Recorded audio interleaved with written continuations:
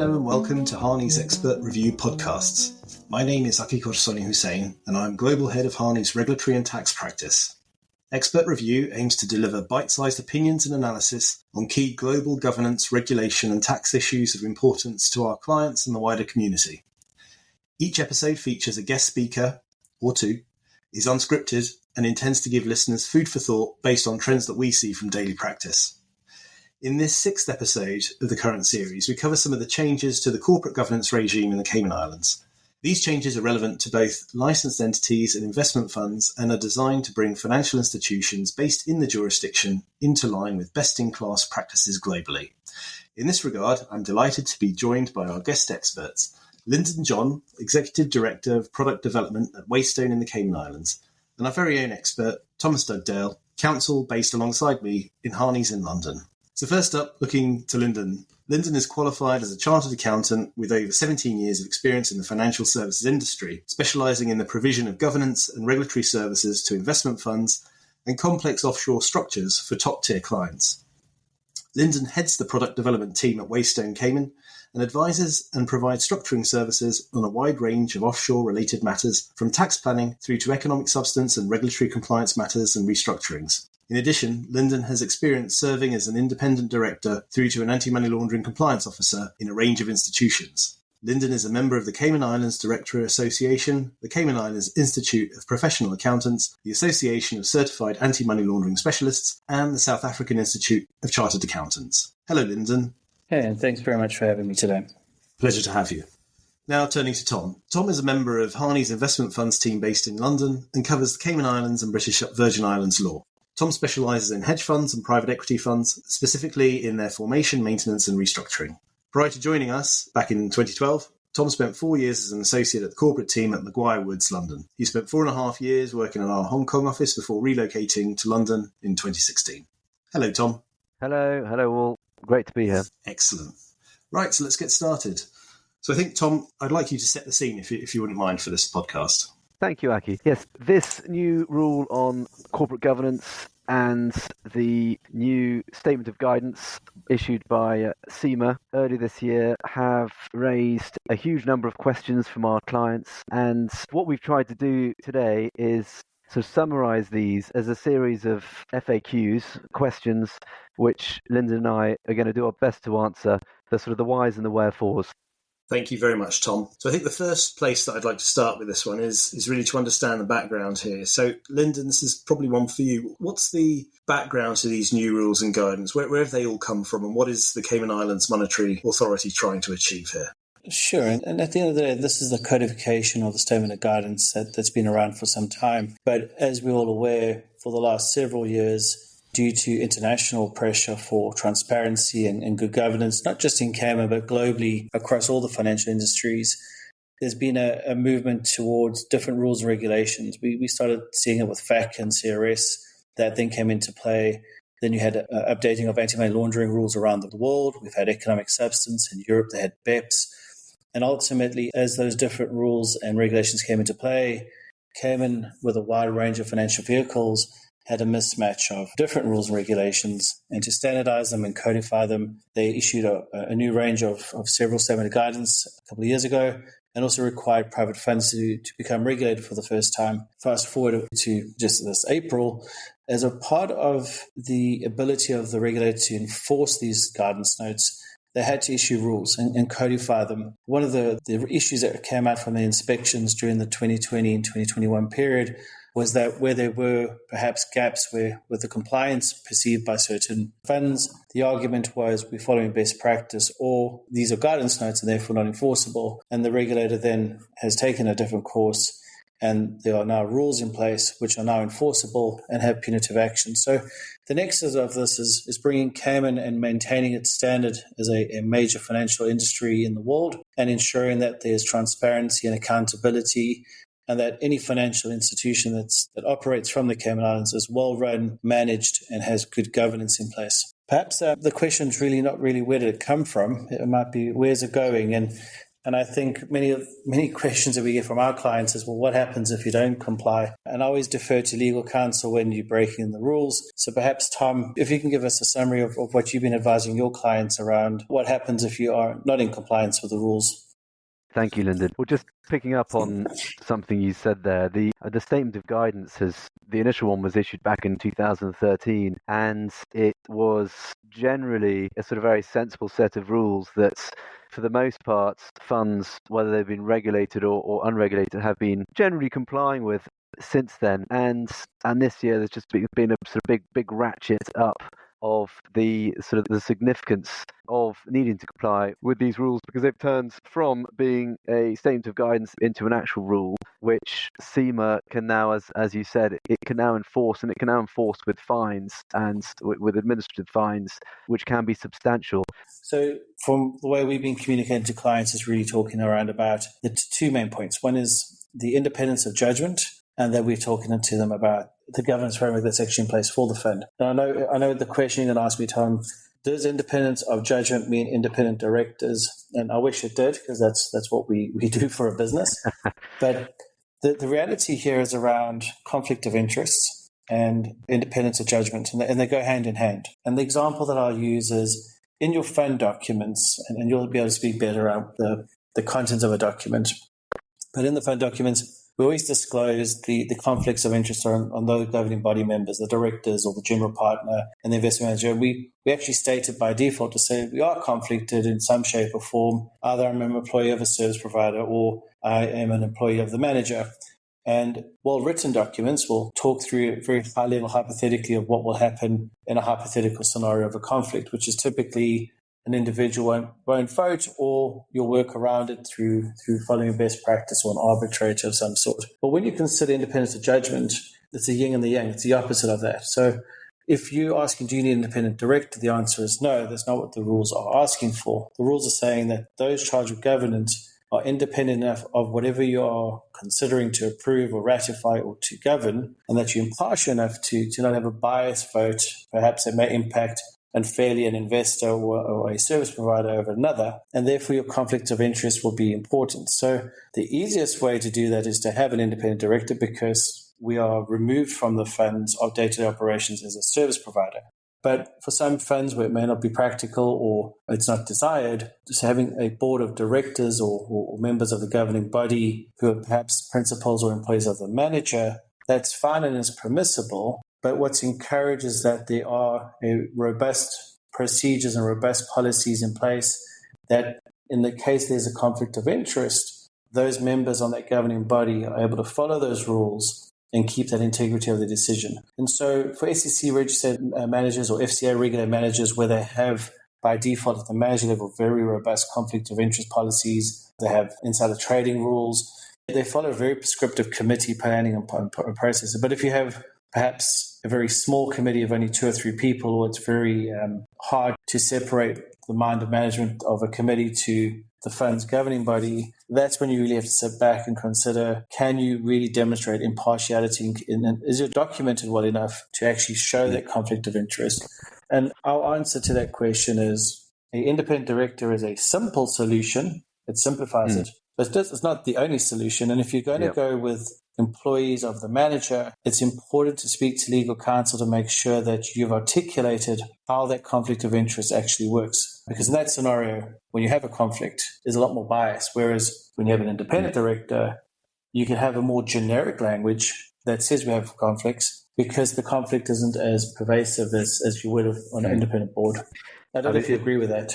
Absolutely. And there's sort of levels of risk here, I think, as to what level of risk is a manager as a fund willing to take. And as you say, I mean, the very easy, sort of quite black and white way of being able to comply with the conflicts rules are appoint independent directors. As you were just describing, if you have directors who are affiliated to the manager in some way, principals of the manager, then, as you said, it's not against the rules. You can still have those people making decisions and being on the board, but it's much more difficult to demonstrate to CIMA if it comes to having a conflicted situation, much more difficult to demonstrate that conflict has been correctly, the policy has been correctly followed, etc. So my advice is certainly, in part, what's your sort of risk appetite here, and which also comes down to looking closely at taking the language directly from the rule, the size, complexity, structure, nature of business and risk profile of the operations of the fund. Because if it really is a fund on the sort of much smaller and simpler end of the scale, then not having independent directors is an easier advice to give. But if the fund's sort of much larger in size, then I would normally veer towards advising on independent directors. Meetings.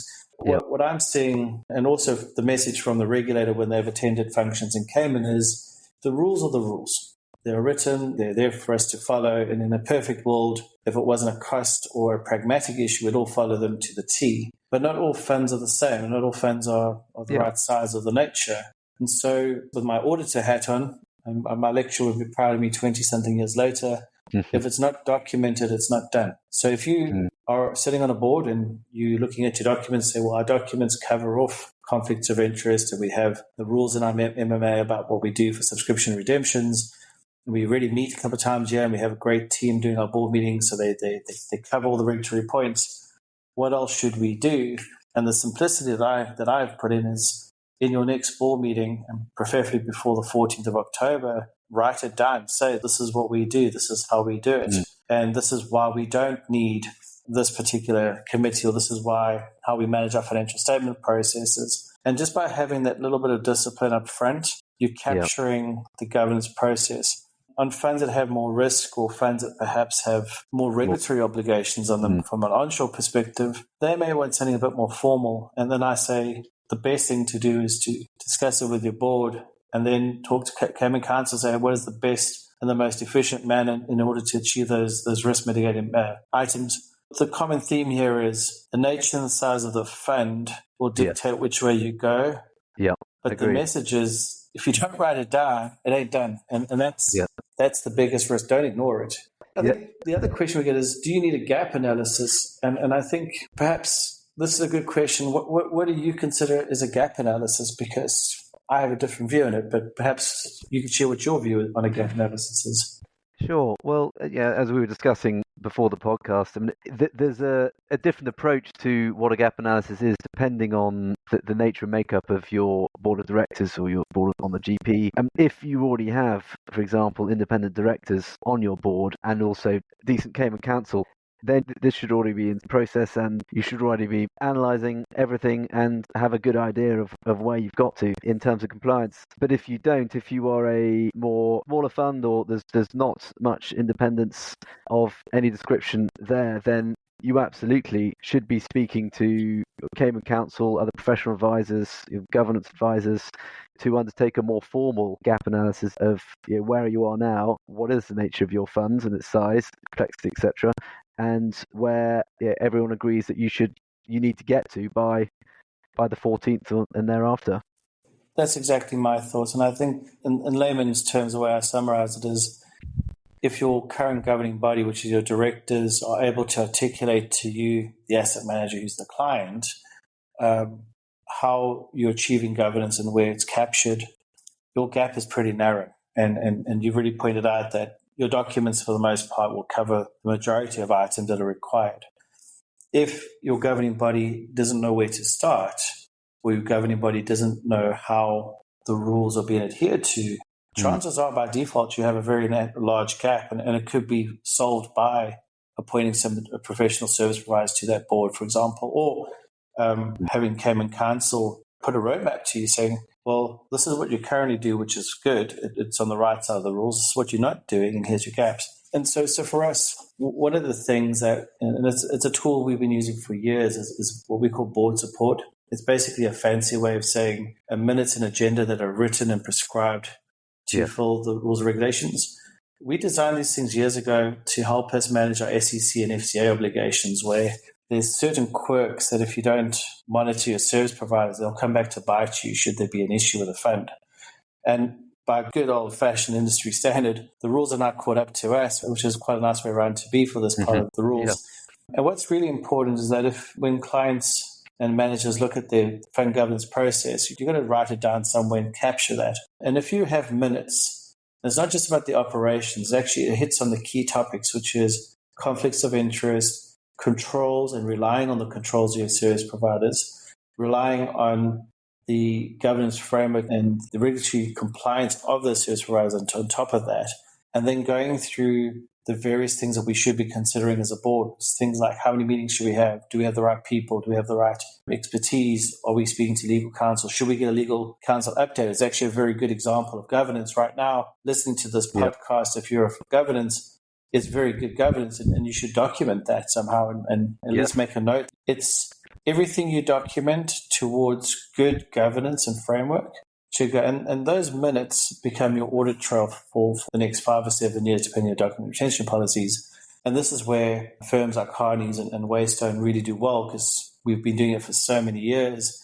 And while we compete on those natural bits and pieces, if you're a fund manager and you don't know how to do that, reach out and ask for assistance. And I think that's the message that we have for today is, if all of this sounds great and you're doing it, your gap is quite narrow. The service providers can help you to confirm that. But if this is all new and it sounds a bit daunting, reach out to Tama. We'll be very happy to help you understand that it's not so daunting. And most of these things are very simple to put into place. It's just a matter of understanding of what they're trying to achieve.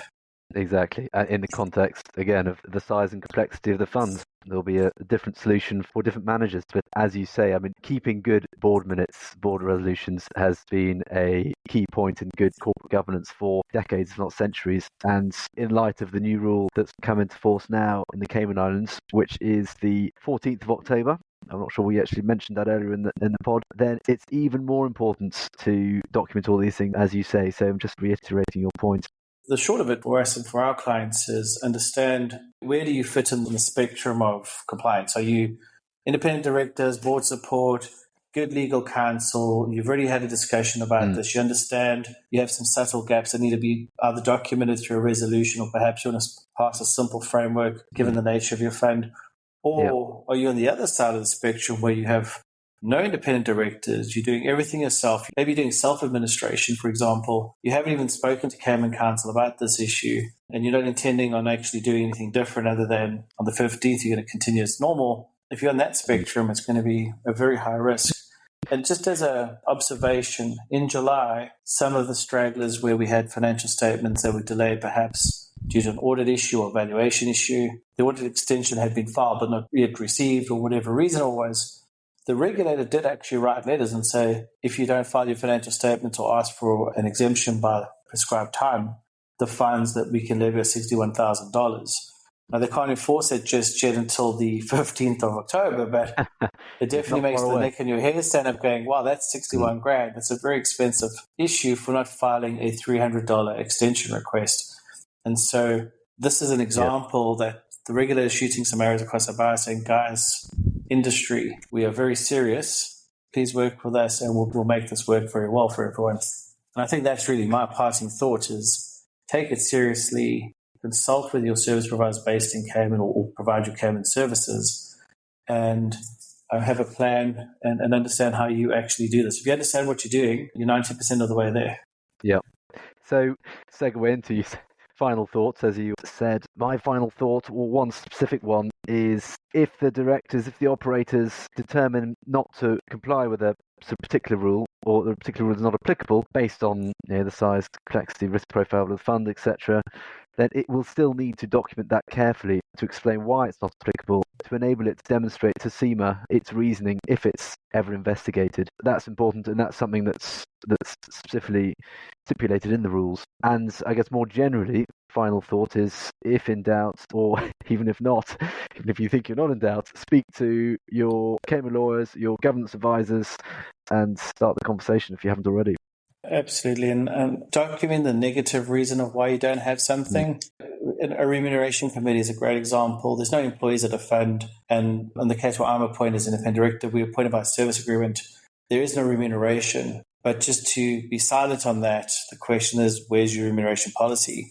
Whereas a simple sentence in a board meeting or a resolution that says a remuneration policy doesn't apply because of there's no employees and a director. It's a great example. And this is really where Cayman Counsel brings a lot of value by helping you draft the correct wording around that. Well, with that, I know we're close to the time, and Ali for over the time, I think. Over the time. Well, I must say, I really appreciate you inviting me to talk about this topic today. I know I work closely with your firm, and you guys produce fantastic quality of documents. And irrespective of the documents, the advice that you give clients is very pragmatic and commercially minded. And while it's always based on sound legal advice, it's very helpful as a governance professional working with people that understand how to get to a commercial point in the most pragmatic and smart way. And I find your team and your colleagues absolutely fantastic in that. Good. Well, good sales pitch there. Yeah, exactly. Well, I've always enjoyed working with Waystone as well over the years. It's been a number of years. So thank you. Good corporate governance is a cornerstone to institutions spotting issues early and preventing wider regulatory issues from escalating and getting out of control later on. That, allied with the fact that Cayman Islands is such a globally important fund jurisdiction, means that these new rules and guidance matter. With thanks to our experts, Lynden and Tom, for a thorough and constructive tour around this new regime. From Lynden, Tom and myself, we hope you found today's podcast helpful.